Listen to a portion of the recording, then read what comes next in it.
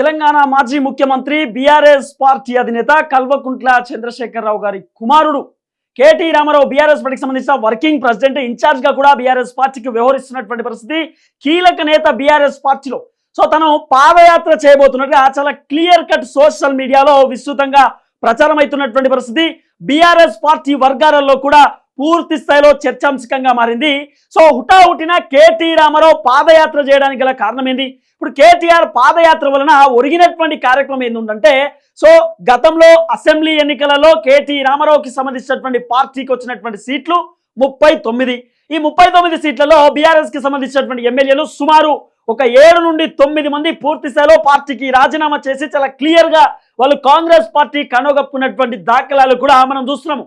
ఎమ్మెల్సీలు కూడా పూర్తి స్థాయిలో బీఆర్ఎస్ కి రాజీనామా చేసి కాంగ్రెస్ పార్టీకి పోతున్నటువంటి సిచ్యువేషన్స్ కూడా మనం చూస్తున్నటువంటి పరిస్థితి. ఇదే నేపథ్యంలో జిహెచ్ఎంసీ ఎన్నికల పైన పూర్తి స్థాయిలో పాగా వేసినారు.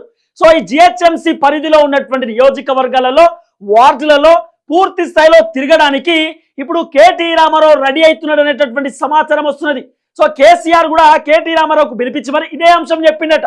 గతంలో అసెంబ్లీ ఎన్నికలలో ఓడిపోవడానికి కారణం ప్రజల్లోకి మనం గట్టిగా వెళ్ళలేదు, ఫామ్ హౌస్ పరిపాలన అనేటటువంటి పేరు వచ్చింది, ఫామ్ హౌస్ ముఖ్యమంత్రి అనేటటువంటి పేరు వచ్చింది, బీఆర్ఎస్ నేతలు ప్రజలు కలవలేదు, ఎప్పుడు కల్వకుంట్ల ఫ్యామిలీ కల్వకుంట్ల కుటుంబ పరిపాలన అనేటటువంటి పేరు వచ్చింది. కాబట్టి అసెంబ్లీ ఎన్నికల్లో ఆల్రెడీ ఏదైతే ఈ అర్బన్ కి సంబంధించినటువంటి నియోజకవర్గాలలో కేటీ రామారావునే మొత్తం పూర్తి స్థాయిలో ఆయన ఇన్ఛార్జ్ గా వ్యవహరించినటువంటి నేపథ్యంలో జిహెచ్ఎంసీ ఎన్నికలలో కూడా కేటీఆర్ ని ఇన్ఛార్జ్ గా పెడితే బాగుంటుంది అనేటటువంటి ఆలోచనతో కేసీఆర్ డైరెక్ట్ పాదయాత్ర చేయమంటూ కేటీ రామారావుకు చెప్పిండనే ఇన్స్ట్రక్షన్స్ వినబడుతున్నాయి.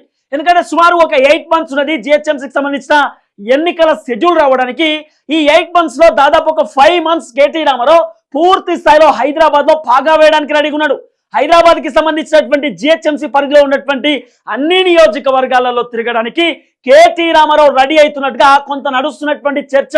కేటీ రామారావుతో పాటు బీఆర్ఎస్ కి సంబంధించినటువంటి ఇన్ఛార్జ్లను పూర్తి స్థాయిలో అన్ని వార్డులలో పెట్టడానికి సిద్ధంగా ఉండనటువంటి సమాచారం వస్తున్నది.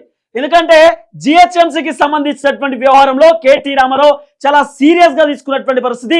ఎందుకంటే ఓవైపు భారతీయ జనతా పార్టీకి అటు కూటమి సపోర్ట్ కూడా ఆంధ్రాకి సంబంధించిన విషయంలో ఉన్నటువంటి నేపథ్యం కూడా మనం చూస్తా ఉన్నాం. బీజేపీ కూడా దూసుకొని ముందుకు పోయేటటువంటి దశ కనబడతా ఉన్నది.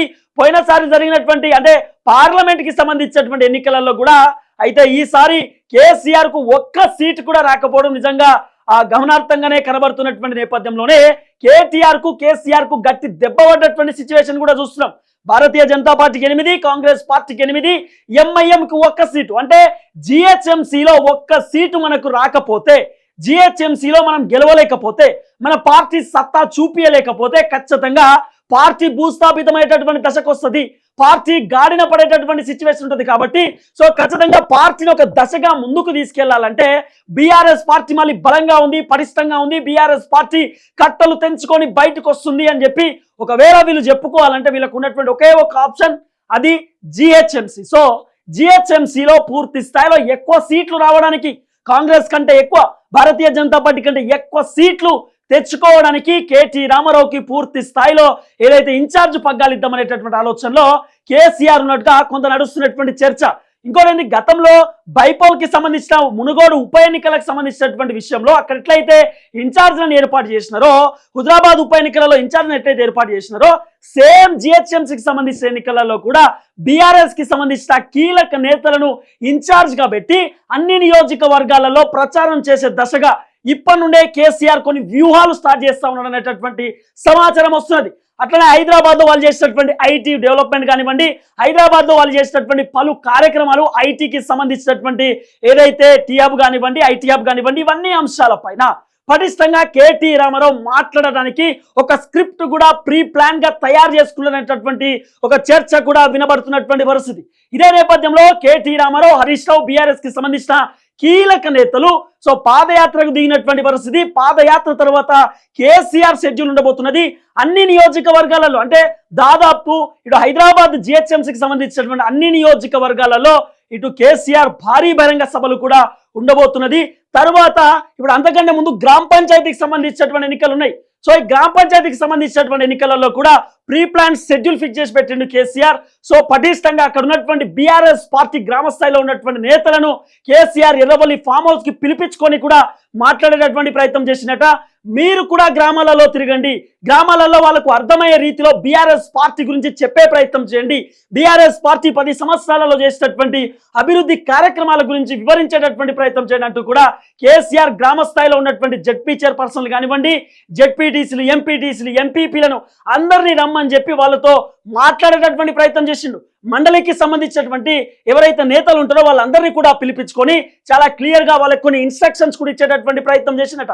ఇట్లా చెప్తే బాగుంటుంది, ఇట్లా మాట్లాడితే బాగుంటుంది, వృద్ధులు మన ఓట్లు పడాలా, వృద్ధులు మన వైపే ఉండాలి, పూర్తి స్థాయిలో అక్కడ ఉన్నటువంటి గ్రామస్తులు కూడా బీఆర్ఎస్ పార్టీనే చూడాలి అంటే గ్రామ పంచాయతీకి సంబంధించిన ఎన్నికలలో కూడా కొంత పటిష్టంగా బీఆర్ఎస్ పార్టీని ముందుకు తీసుకుపోయే దశలో ఉన్నాడు. ఎందుకంటే పోయినసారి అసెంబ్లీ ఎన్నికలలో అర్బన్ ఓట్ బ్యాంకింగ్ కరెక్టే ఉన్నది, కానీ రూరల్ ఓట్ బ్యాంకింగ్ పూర్తి స్థాయిలో తగ్గిపోయినటువంటి సిచ్యువేషన్ మనం చూస్తున్నాం. కాబట్టి రూరల్ ఓట్ బ్యాంకింగ్ కూడా పెంచుకోవాలనేటటువంటి ఆలోచనలో కేసీఆర్ ఉన్నట్టుగా చాలా క్లియర్ కట్ గా కొన్ని వ్యూహాలు వినబడుతున్నటువంటి పరిస్థితి.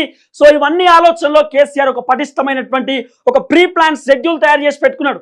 ఓవైపు పాదయాత్ర, మరోవైపు గ్రామానికి సంబంధించినటువంటి ఓట్ బ్యాంక్. సో ఇవన్నీ అంశాలలో కేసీఆర్ ముందస్తుగానే ఉన్నాడనేటటువంటి చర్చ మాత్రం పూర్తి స్థాయిలో వినబడుతున్నటువంటి పరిస్థితి.